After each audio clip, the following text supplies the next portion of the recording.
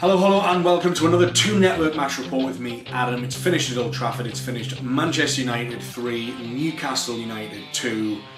Absolutely devastating way to see out the game. Manchester United complete the comeback against all odds. In a way, you kind of just prefer to get tongued 3-0 at half time and be done with it, so that you don't have to endure that awful tension and pressure throughout the entirety of that second half. And it was just one of those, you just knew what was happening. You knew what was coming. We couldn't do anything about it. We just ran out of steam, I think, after about an hour, and ultimately we didn't have the quality to bring on to defend a lead like that after what was an absolutely perfect away performance in that first half. It was the perfect 45 minutes. You know, we had about 28% possession. We had about 9 shots, 6 on target. We were 2-0 up. We defended as a team, as a unit, brilliantly. There was amazing togetherness, and you know, that amazing stat, that's the first time that Manchester United have ever gone down 2-0 inside 10 minutes at Old Trafford in the Premier League. Like, it has never happened. I mean, Kenedy's opener just seems like days ago, and I'm recording this on full time. It seems like days ago, that elation. Manchester, Man United were just all over the place. They didn't have any direction. They didn't have any. There was no shape. They were porous. Their midfield was being hounded by ours, and by our strikers were defending from the front. We obviously start with Muto and Perez up front. I don't know if it was a 4-2-3-1 or whether indeed it was a 4-4-2. Given the fact that they were moving around so much, it was sometimes difficult to tell when we weren't in possession. But it was a quick throw that got beyond Matic on the halfway line. Perez picked up the ball, turned, and Kenedy had just made this fantastic diagonal run through on the last man, Ashley Young. And Perez's ball I found was absolutely, the thread was absolutely beautiful, and he found Kenedy, and Ashley Young failed to show him onto his wrong foot, on his right foot, but allowed Kenedy to turn in on his left, like he was always going to do. Very, very one-footed Kenedy, and he curled an absolutely beautiful shot past De Gea after about 7 minutes, and I couldn't quite believe it. I'm going absolutely crazy. The away fans are going crazy. And you're thinking, bloody hell, that's quite funny, that's amazing, but we've probably got about 85 minutes to go where we're going to have to defend this. And then it seemed to be like we took the game to them again, and we applied more pressure to them again, and you know, the ball fell to Shelvey, who, I must say, Shelvey today was my man of the match by far. Absolutely brilliant all-round performance from him, and it's again such a shame that we've come away from that game with nothing. There are loads of positives to take from that performance. There really, really are. However, under the circumstances, to lose like that, you wonder that after a first half like that, you think, well, we're going to feel invincible against sides that we really should be beating. But you wonder again, by the same token, after a defeat like that, in the manner that we did it, whether that's going to be 1 step forward, 2 steps back for us, whether that's going to really knock our confidence after moving forward into a position of being 2 goals ahead and retaining it for so long, and not bowing to the pressure from Man United. Anyway, Shelvey gets it deep on the right hand side, launches the ball across, and Muto, who's been given the nod, his first start up front for Newcastle in the Premier League, controls the ball, and he's basically just got the entirety of the Manchester United defence sort of scurrying around after him, as he's just able to turn quite easily, really. He wasn't really tightly marked, and he spins onto his left foot, and he just absolutely lashes one past De Gea from close range, and it's 2-0. It's right next to De Gea, but it's just too powerful. There's nothing you can do about it. So you're 2-0 up. Muto justifies his start. He repays Rafa Benitez immediately within 10 minutes. And as I said, this is the first time they've been 2-0 down at home in the Premier League since its conception. So you're now thinking, bloody hell, right, 2-0. Rafa Benitez is a defensive tactics genius, right? Are we going to be able to see this out? Are we going to be able to see this out? There was no atmosphere first half in the ground. You heard the away fans singing to Paul Pogba, "You're just a shit Modi army," which was hilarious. Calls are getting sacked in the morning by Jose Mourinho. Obviously, the preamble to this game was dominated by the reports that whatever happened today, Mourinho was gone now.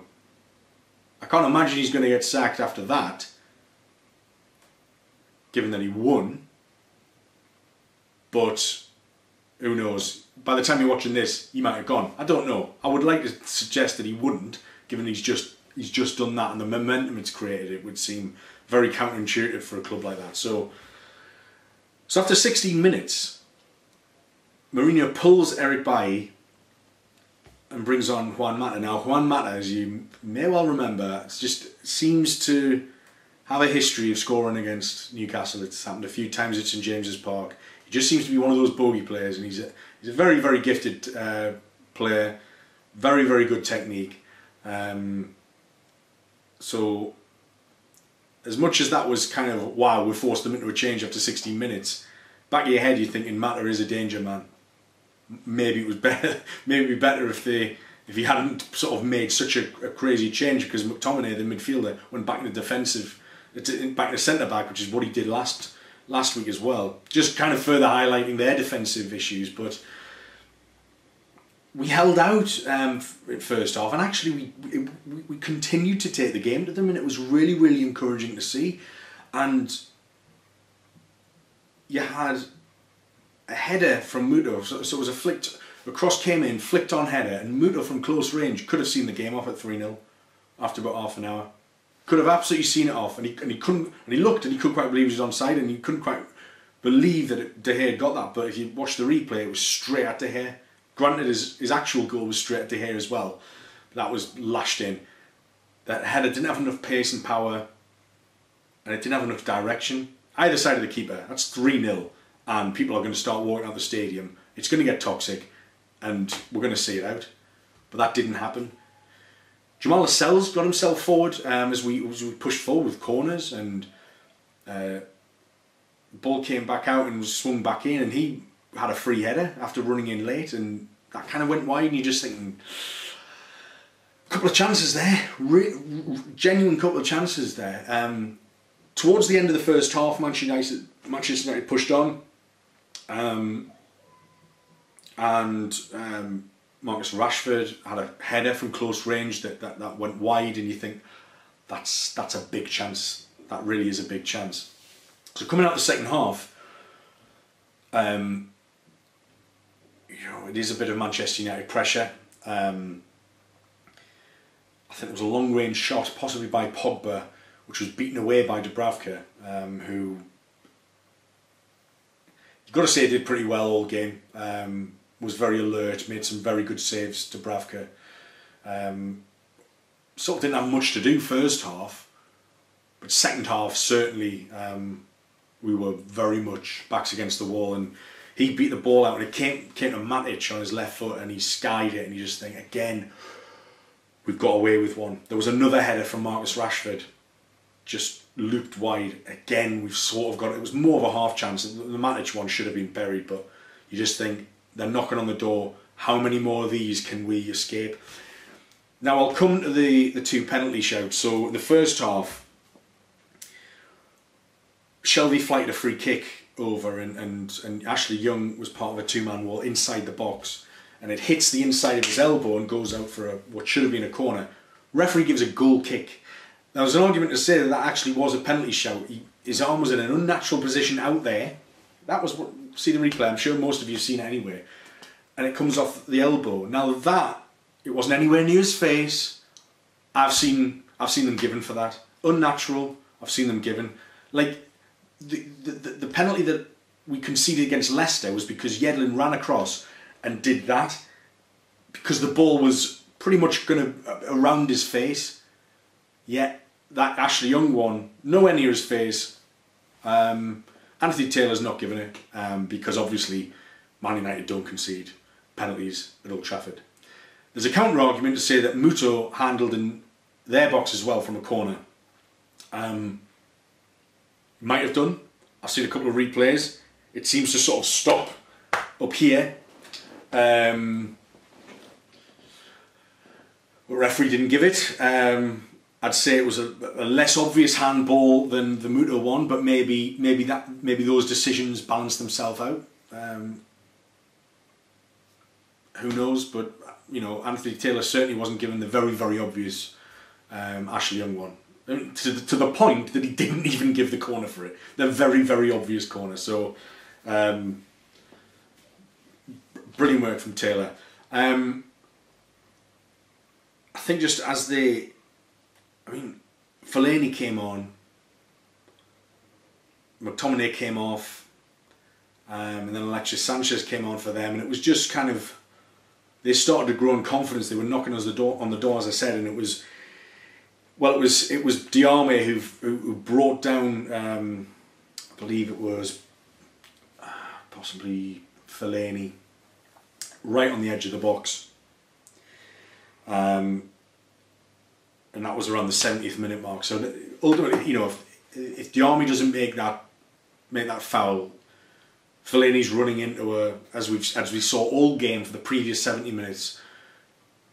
Fellaini's running into a crowded box that's going to get blocked. I thought, you know, Lascelles was excellent today in terms of his clearances and his domination in the air.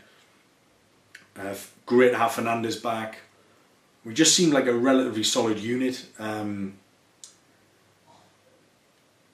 of course, as I was saying before with Mata, he's very, very gifted from free kicks, and he's clipped an absolutely world-class free kick in. There's no two ways about that. It's what he's capable of. You can't even blame the wall either, because Shelvey's jumped at the right time and it's still gone above Shelvey's head. Shelvey probably would have been one of the tallest in that wall as well. And it's gone past the line so low. Dubravka can't get across. It's a world-class free kick. You can only stand away and applaud it. You can possibly berate Diame for such a stupid foul to give away. And you know, within 10 minutes he'd gone up the other end, Diame, and missed an absolute. He had a free header, and somehow it's come off the side of his head.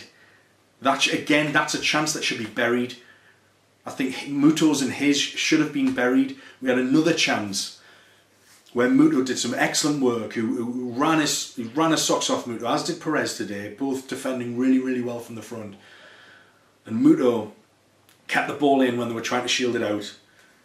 And Richie tried to do a flick in, like Perez was screaming for it. If Richie had done a back heel at that point, Perez latches onto that, and again, he destroys it. Kenedy also had a chance on the left-hand side where he turned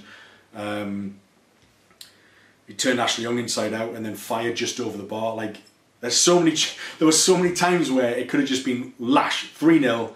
It would have been done, and as I said, Manchester United fans would have left the stadium. Mourinho definitely would have been sacked. But this is football, and we have history with Manchester United, and they're just relentless. And as I said, you knew after the 2-1, I hung my head, and I just sort of thought, you know what's coming. You know that goal means more goals. It doesn't mean one goal, it means at least one more, if not a third. We couldn't deal with them. We couldn't get anywhere near. As much as we didn't give them any time on the ball first half, I think fatigue just set in, and we didn't have that intensity in the second half because we're just knackered, and we've only got a starting 11 that's any good. You know, Kenedy got injured, which I thought Well, that was it. I think Kenedy got injured just before the Mata free kick, and that was just very, very, very unfortunate. Yeah, Kenedy got injured on the 68th minute. Mata scored on the 70th. There was that 2 minutes that was the turning point, and Kenedy had been really, really, really impressive. Not just his goal, but his defensive work as an outlet, the confidence he has in that final third, driving at them.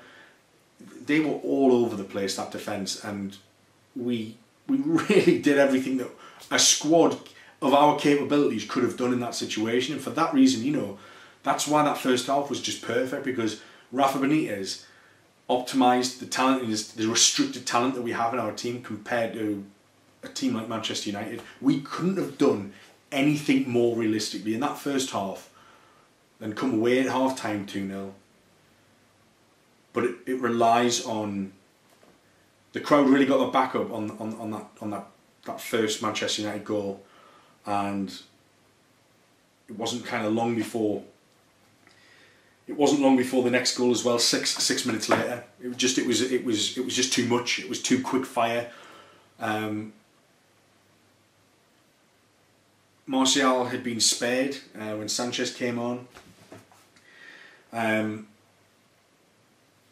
You know, the commentators might have thought it might have been Martial came off. Rashford, who in fairness had a pretty ineffective game.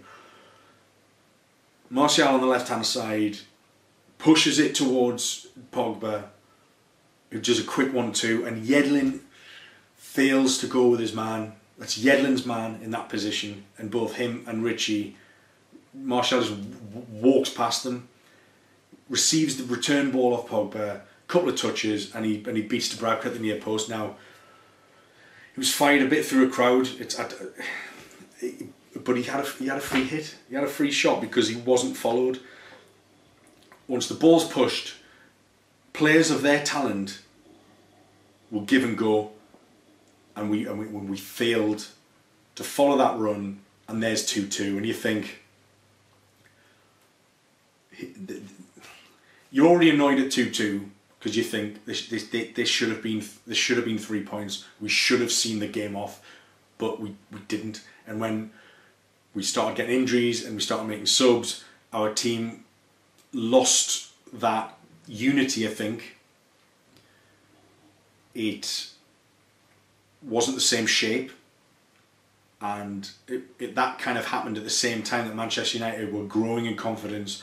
The atmosphere was becoming more electric and loud, and you know, Steve McManaman of BT Sport was only talking about Manchester United getting a winner. When it was 2-2, there was only one team going to win it. Now, as much as he might have been right, eventually, it's 2-2, and the only narrative that they were ever going to decide to talk about was, oh, we'll see if Manchester United can get a winner here. Why not Newcastle? We had chances. We had loads of chances. We had 8 shots on target, 13 shots. They had 18 and 10. Like, we're not that much far behind them. And that, given the fact that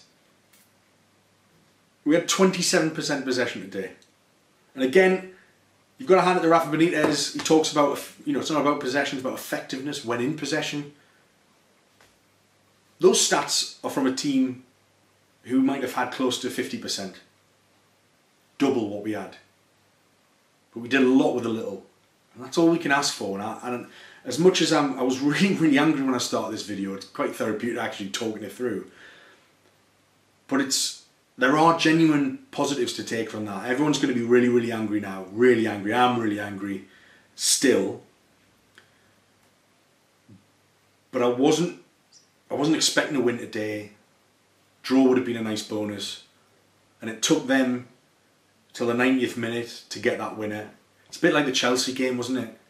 You know, we played well enough for a draw, I thought. And in fact, that performance there, that first half performance, that first hour, before we let them in, was the best football we've played all season.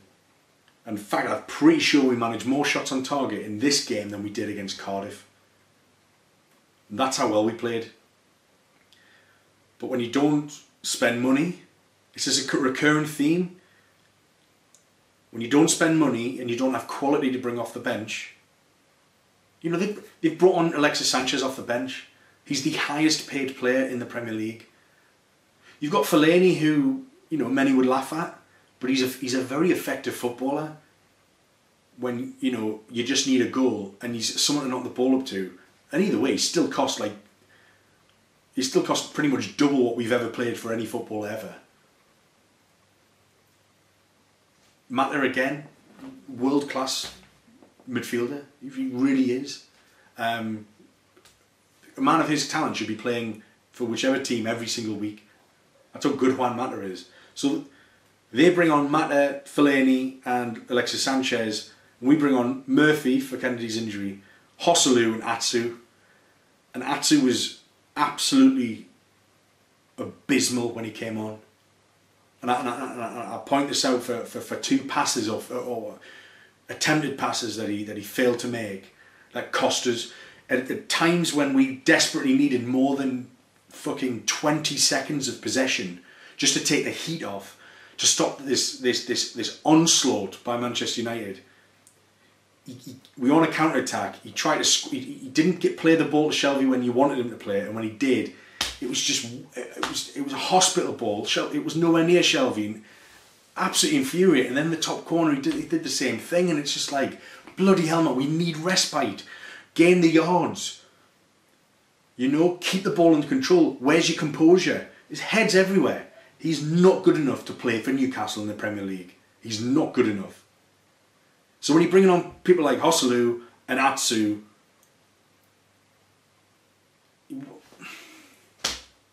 Mike Ashley's in the stands. Little smirk from him at full time, I noticed again. Obviously finding it hilarious. It's another defeat by one against one of the top 6 sides, although they're in an 8th at the minute. But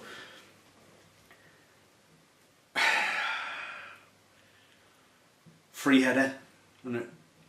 Alexis Sanchez. Free header when we've defended like that, so resolutely. It's annoying because why couldn't we have taken that performance from the first half? Why couldn't we have done that last week? Why couldn't we have done that at Crystal Palace? Why couldn't we have done that at Cardiff? We wouldn't be 19th in the Premier League had we done that.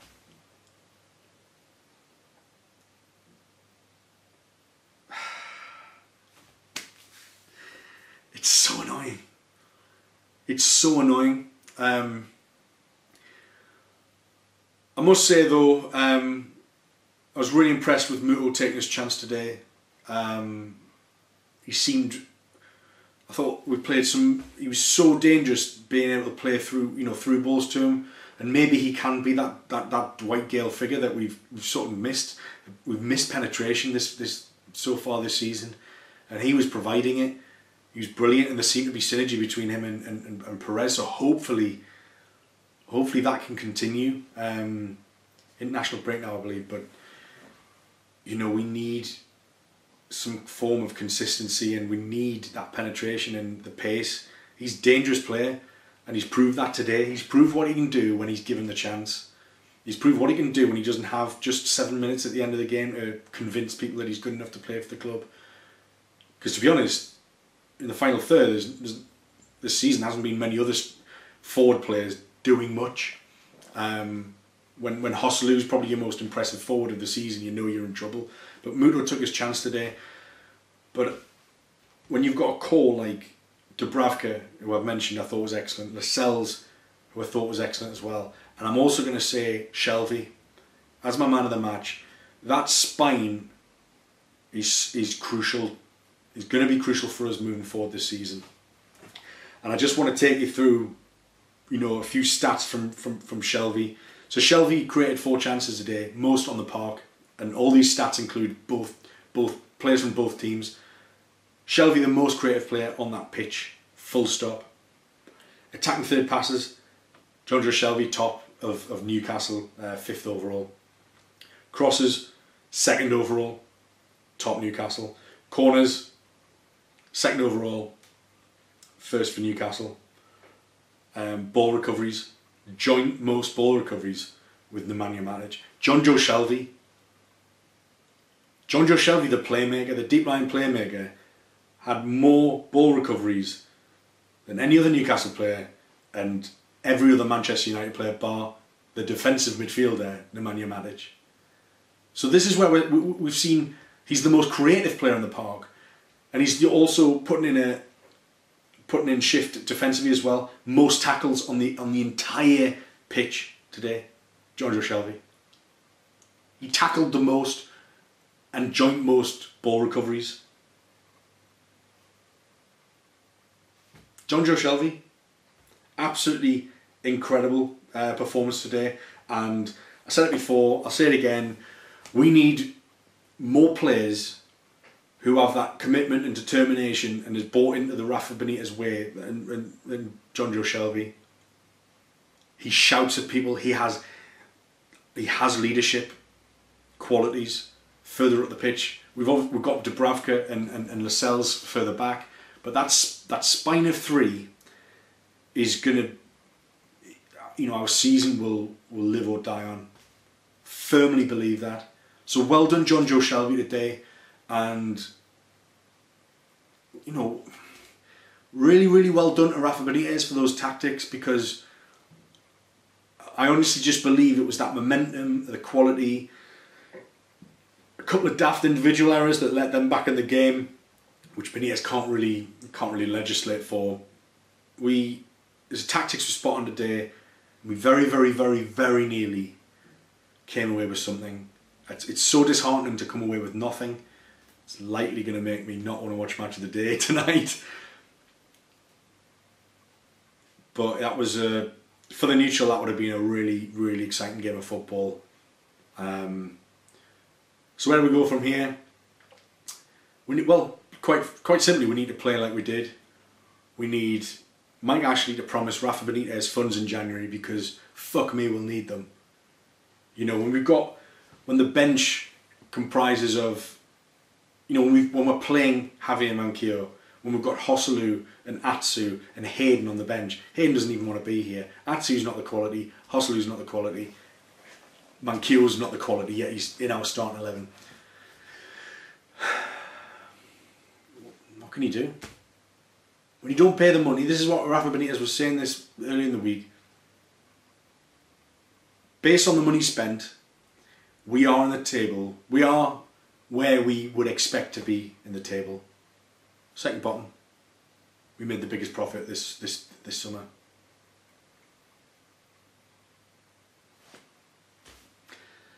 Anyway, I hope this has been helpful. I'll probably just leave it there. I need to go and pour myself a drink.